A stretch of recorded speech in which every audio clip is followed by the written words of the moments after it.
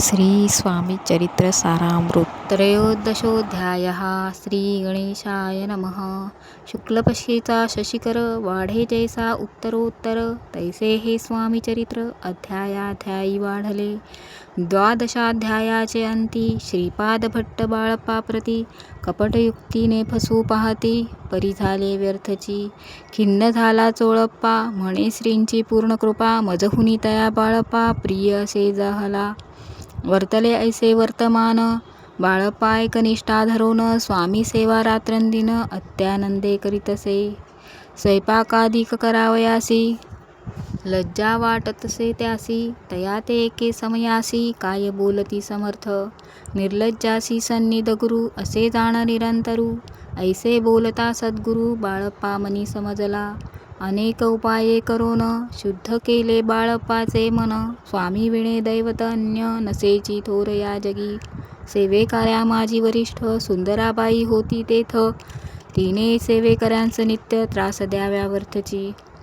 नाना प्रकार बोलून करी सर्वांचा अपमान परी बाळप्पावरी पूर्ण विश्वास होता तियेचा.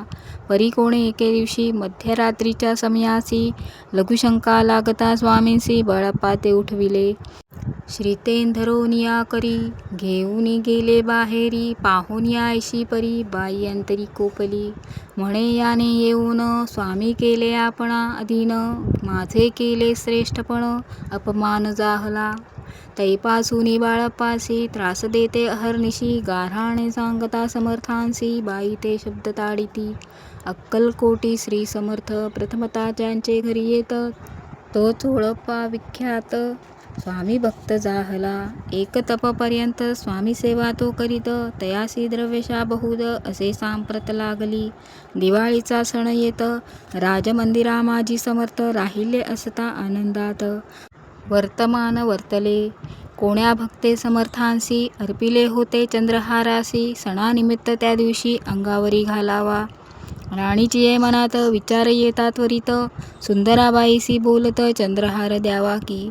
सुंदराबाई बोलली तो आहे चोळप्पाजवळी ऐसे एकता त्या काळी जमादार पाठविला.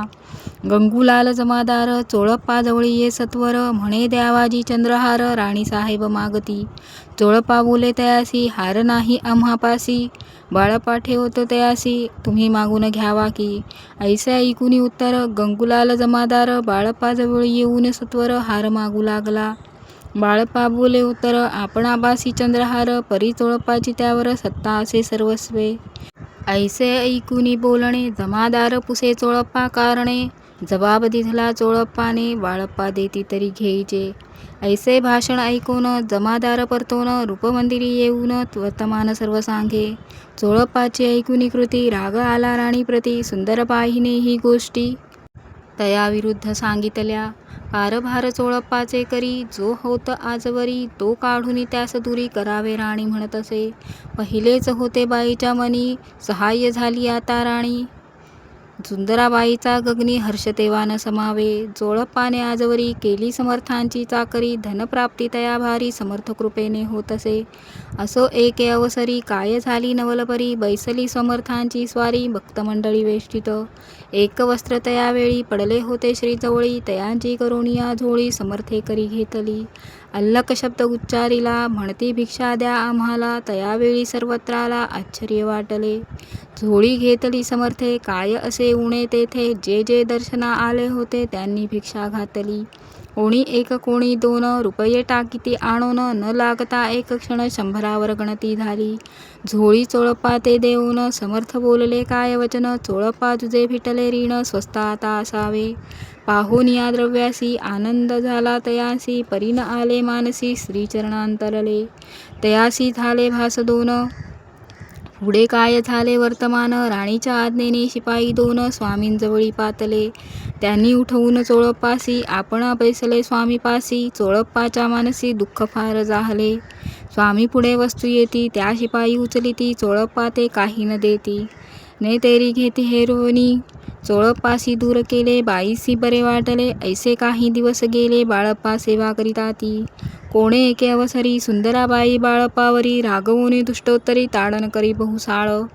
त्या ऐकोनी बाळप्पासी दुःख झाले मानसी, सोडून स्वामी चरणांसी म्हणती जावे येथोनी.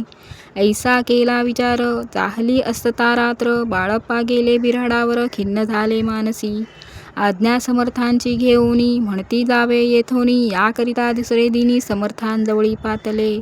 आपुले आज्ञा घ्यावयासी बाळप्पा येतो या समयांसी, अंतर्ज्ञानी समर्थांसी तात्काळ विदित झाले. तेव्हा एका सेवेकरास बोलले काय समर्थ, बाळप्पा दर्शनास येत त्यासी आसन दाखवावे. बाळप्पा येता त्या स्थानी आसन दाविले सेवेकऱ्यांनी. तेव्हा समजले निजमनी आज्ञा आपणा मिळेना. कोठे मांडावे आसन विचार पडला त्या लागून, तो त्याच रात्री स्वप्न बाळप्पाने देखिले. श्री मारुतींचे मंदिर स्वप्ने आले सुंदर, तेथे जाऊन सत्वर आसन त्यांनी मांडिले. श्री स्वामी समर्थ या मंत्राचा जप करीत, एक वेळ दर्शना येत हिशोब ठेवीत जपांचा. काढून दिले बाळप्पासी आनंद झाला बाईसी, गर्व भरे ती कोणासी मानिनाशी झाहली. सुंदराबाईसी करावे दूर, समर्थांचा झाला विचार त्याप्रमाणे चमत्कार करुनिया दाविती. जे कोणी दर्शना येत त्यांसी बाई द्रव्य मागत, धन्य धान्य साठवित अशा प्रकारे करोनी. बाईचे कृत्य दरबारी विदित केलं थोर थोरी, बाईने राहावे दुरी श्रीचरणांपासूनी. परी राणीची प्रीती बाईवर बहु होती, या कारणे कोणाप्रती धैर्य काही होईना. अक्कलकोटी त्यावसरी माधवराव बर्वे कारभारी, तयांसी हुकुम झाला सत्वरी बाईंसी दूर करावे. परी राणीसी भिवोनी तैसे न केले तयानी, समर्थ दर्शनासी एके दिनी कारभारी पातले. तयांसी बोलती समर्थ कैसा करिता कारभार, ऐसे ऐकोनिया उत्तर बर्वे मनी समजले. मग त्यांनीच त्याच दिवशी पाठविले फौजदारासी, कैद करुनिया बाईंसी आणावे म्हणती सत्वर. आज्ञेप्रमाणे सत्वर बाईंसी फांदी फौजदार, बाई करी शोक फार घेत उर बुडवुनी. फौजदारासी समर्थ काही एक न बोलत, कारकिर्दीचा अंत ऐसा झाला बाईच्या. स्वामींची या सेवेकरिता सरकारातून तत्वता पंच नेमुनी व्यवस्था केली असे रूपराये. मग सेवा करावयासी घेऊन गेले बाळप्पासी, म्हणती देऊ तुम्हासी पगार सरकारातूनी. बाळप्पा बोलले तयासी द्रव्यशा नाही आम्हासी, आम्ही निर्लोभ मानसी स्वामी सेवा करू की. बाळप्पाचा जप होता पूर्ण, एक भक्तास सांगोन करविले श्रीनी उद्यापन, हिशेप जपाचा घेतला. बाळप्पानी चाकरी एक तपसरासरी, केली उत्तम प्रकारी समर्था ते प्रिय झाले. अक्कलकोट नगरात अद्यापि बाळप्पा राहात, श्रीपादुकांची पूजा करीत निराहार राहुनी. जे जे झाले स्वामी भक्त त्यात बाळप्पा श्रेष्ठ, तयावरी श्री समर्थ करीत होते प्रेम बहु. ऐसे बाळप्पाचे चरित्र वर्णिले असे संकलित, स्वामी चरित्र सारामृत चरित्रसार घेतले. दृढ निश्चय आणि भक्ती तैसी सद्गुरुचरणी आसक्ती, तेणे येत मोक्ष हाती अन्य साधने व्यर्थची. दृढ निश्चयांचे उदाहरण हे चरित्र असे पूर्ण, श्रोती होऊनी सावधान श्रवणी आदर धरावा. उगीच करीत दांभिक भक्ती त्यावर स्वामी कृपा न करीती, सद्भावे जे नमस्कारिती त्यावर होती कृपाळू. पुढले अध्यायी सुंदर कथा ऐका श्रोते देऊनी चित्ता, जेणे निवारे सर्व व्यथा पापराशी दग्ध होती. अक्कलकोट निवासिया जय जयाजी स्वामी राया, रात्रंदिन तुझ्या पाया विष्णू शंकर वंदिती. इति श्री स्वामीचरित्र नाना प्राकृत कथा संमत सता भक्त परिसोत त्रयोदशोऽध्यायः गौडः. इति श्री स्वामीचरित्रा सारामृते त्रयोदशोऽध्यायः. श्री स्वामीचरणार्पणमस्तु. शुभं भवतु. श्री स्वामी समर्थ. श्री स्वामी समर्थ. श्री स्वामी समर्थ. श्री गुरुदेव दत्त.